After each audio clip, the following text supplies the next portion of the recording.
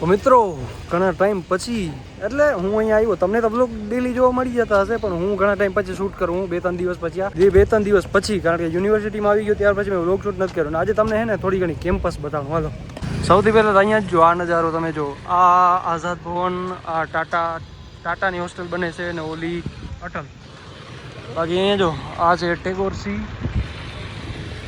બાકી તો અહીંયા છે આ પાણીનો પરબ, જ્યાં પીવાનું પાણી છે ને ઉપર આવી ડિઝાઇનો. આ બાજુ હોસ્ટેલ ને આ બધા જીમવાળા જાય ને. મને ખબર નથી હું અહીંયા ક્યાં હાલીને જાઉં છું. એનું કારણ છે કે પાછળનો ગ્રાઉન્ડ છે ને જ્યાં હું વોકિંગ ને રનિંગ કરવા જતો એ છે બંધ આજે. એટલે વિચાર્યું કે આ બાજુ જઈએ, કેમ્પસનો ટૂર કરીને તમને બતાડીએ. મોટી તો નહીં પણ નાની એવી એક ભૂલ થઈ ગયો છું, છત્રી લેતા ભૂલી ગયો છું. મેં આજે બ્લેક આખો ઓલ બ્લેક પહેરી નાખ્યો છે. તમે બધા એવું વિચારતા હોય કે ભાઈ વરસાદ ક્યાં આવે છે, છત્રીની શું જરૂર? તો ભાઈ અહીંયા વરસાદમાં છત્રીની જરૂર નથી પડતી ને એટલી તો આમ તડકામાં પડે છે. વરસાદમાં છત્રીની જરૂર એટલી નથી પડતી. અહીંયા તમે બધા છોકરા જો, આ છે આ ભાઈબંધ, બીજા આગળ જુઓ તમે, આ છે આવે છે અત્યારે છત્રી છે. જો બધાના હાથમાં અત્યારે જ છત્રી છે, એનું કારણ છે તડકો. બાકી આ મારા અહીંયા બસનું પાર્કિંગ છે, આ EVUનું પાર્કિંગ છે. બાકી આ આપણી કોલેજ છે. આમાં તો ક્યાં સ્ટુડન્ટને દીધી હોય આ કોલેજ એ નો આઈડિયા.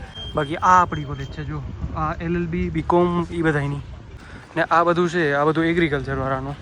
આ ઇલાકો આખો એગ્રીકલ્ચર. અહીંયા બની તો ઘણું બધું ગયું છે. જો ને આવું કંઈ હતું જ નહીં પહેલાં. જો આવું બધું આવું ઊભું થઈ ગયું છે. તમારા સ્ટાર્ટિંગનો બ્લોગ જોજો, આવું કાંઈ નહોતું. એક આ કોલેજ હતી બસ. હવે અહીંયા કોલેજ આવી ગઈ છે. અહીંયા બસો ચાલુ છે ને. બાકી આ જો ભારત માતાની મૂર્તિ. ઓહ, ને આ છે અમારી કોલેજ સુભાષચંદ્ર બોઝ. આ ભાઈબંધ જાય છે ને, ભાઈબંધના ટાઈમમાં હે ને, આ ભાઈબંધના ટાઈમમાં જ હું જીમ જતો આના ભેગો જ. પણ હવે જીમે ભાઈ એનો ટાઈમ આઉટ થઈ ગયો છે. અહીંયા કંઈક બને છે જો તમે, આ કંઈક ને કંઈક નવીન બનતું જ રહીએ છે. ને આ લગભગ આર્કિટેક્ચર છે કઈ છે. બાકી અહીંયા આવી ગયો છે ચોકડી. એક રસ્તો આમ જાય ગ્રીનજી બાજુ ને એક રસ્તો આમ જાય. આ છે CB રામન. અહીંયા બધું કોમ્પ્યુટર ને કંઈક અહીંયા કઈ ક્લાસીસ હોય ખબર નહીં ને કઈ ફેકલ્ટી હોય એ નો આઈડિયા છે, પણ અહીંયા બહુ સારું છે જમાવટ. બાકી આ જે તમને સામે દેખાય છે એ છે ધ્યાન ભવન ને આ છે ટેગોર. આ છે ટેગોર બી હોસ્ટેલ છે. આ ટેગોર હોસ્ટેલ જેને હોય ને એનો બેનિફિટ એ છે કે બાજુમાં જો આ ટેગોરની હોસ્ટેલ ને આ ગ્રાઉન્ડ આવી ગયો. જો વहाँ જાડી છે ક્રિકેટની. બાકી વहाँ આપણે વોલીબોલની છે. આ જો ક્રિકેટની જાડીયું, અહીંયા વોલીબોલનું ગ્રાઉન્ડ ને ક્રિકેટ આમ બહાર રમ્યો તો રમી શકો કારણ કે મેદાન બહુ જબરો છે. ને અહીંયા શોપ્સ. બાકી એક ચોકડી અહીંયા આવી જાય. જો આ રસ્તો મેઇન બજાર બાજુ જાય ને આ બાજુ હોસ્ટેલ જ છે. આ છે ધ્યાન ભવન. આ છે લગભગ કલામ છે, કલામ કે. બાકી આ મેઇન રસ્તો આ છે ટેગોર એ. આ છે ફોરેનર સ્ટુડન્ટ. અરે સોરી ભૂલ થઈ ગઈ. આજી પાછળ હતી એ હતી તિલક ને ટેગોર છે આગળ. બાકીની મોસ્ટ ઓફ શોપ્સ અહીંયા છે. સાઇઝ 0, ડોમિનોઝ ને આ એક વાતની શોપ છે. ને આ બાજુ છે વાઘ બકરી, અમૂલ ને નાસ્તાની. આમ તમે જુઓ ને આખી યુનિવર્સિટી ફરો ત્યારે તમને ખબર પડે કેવડી મોટી છે. ને આમાં હોસ્ટેલું એટલે પાર વગરની હોસ્ટેલનું છે ને એટલા છોકરા. ને ત્યાંથી તમે આગળ આવો તો આવું ગ્રીનરીનો મસ્ત વ્યૂ મળે. ને આ રહ્યો મંદિર. આ છે મંદિર. આ ને ભાઈ આપણે આગળ નહોતું જવું એટલે આપણે ડાયરેક્ટ વચમાંથી ટર્ન વળી ગયા ગ્રીનઝી બાજુ. અહીંયા જો એક ગ્રાઉન્ડ છે. આ છે બાસ્કેટબોલ. અહીંયા આ છે આપણે કઈ કહેવાય ટેબલ ટેનિસ નહીં ને આને કે શું કહેવાય બીજું કંઈ કહેવાય તો ખરી. બાકી એમાં વોલીબોલ ને આ આપણે શું કહેવાય રેકેટોથી રમીએ ખબર. આપણે ઓલા રેકેટથી ન રમતા હોય, ટેનિસનો ડોડો હોય રેકેટથી રમે એ કઈ ગેમ એના છે આ. તો ભાઈ હમણાં હું આવી ગયો છું ગ્રીનઝીમાં ને અહીંયા કંઈક શાંતિ છે, છાયું છે. એટલે બધી બાજુ તમે જુઓ ગ્રીનરી ને સ્ટુડન્ટ નથી આટલા. અને સામે છે ફ્રૂટની શોપ એ ને ત્યાં આપણે જવાનું છે. પણ એની પહેલાં થોડીક વાર બેઠા. ના મિત્રો ગરમી તો આવી જ લાગે છે હજી પણ પરસેવા તો પડે છે કારણ કે પવન છે ને. જો તમને એક ડાળખી નથી હલતી. હાલ તો ફ્રૂટ લઈ અને રૂમે જ જઈએ. ને જો આ તમને બતાડતા ભૂલી ગયો, આ છે અમારું થિયેટર. જો આમાં અમને મૂવી ને IPLનો મેચ હોય ને તો દેખાડવામાં આવે. ને ત્યાં જ આગળ ઓલી બાજુ ગાર્ડન છે, ત્યાં બેસવાનું ને આમાં જોવાનું. હાલો તો ફ્રૂટ શોપે ગરદી થાય એની પહેલાં આપણે ફ્રૂટ લેતા આવીએ જલ્દીથી. વहाँ અત્યારે હાવ ખાલી કમ પડ્યો છે. જો ફ્રૂટ શોપે જો આ છે ગ્રાઉન્ડ, અહીંયા બેસવાનું ને વहाँ મૂવી જોવાની. બાકી ગ્રીનઝી અત્યારે શાંત પડી છે. હું ગામ સ્ટુડન્ટ નથી, નો આઈડિયા. ને અહીંયા જો અહીંયા વચમાં એક શોપ છે જ્યાં કેક ને એવું બધું મળે. બાકી આપણે તો વहाँ જવું. મિત્રો ફ્રૂટમાં કાંઈ કાઢી લેવાનું નથી. કેળા જતા બાકી બીજું કાંઈ નહીં.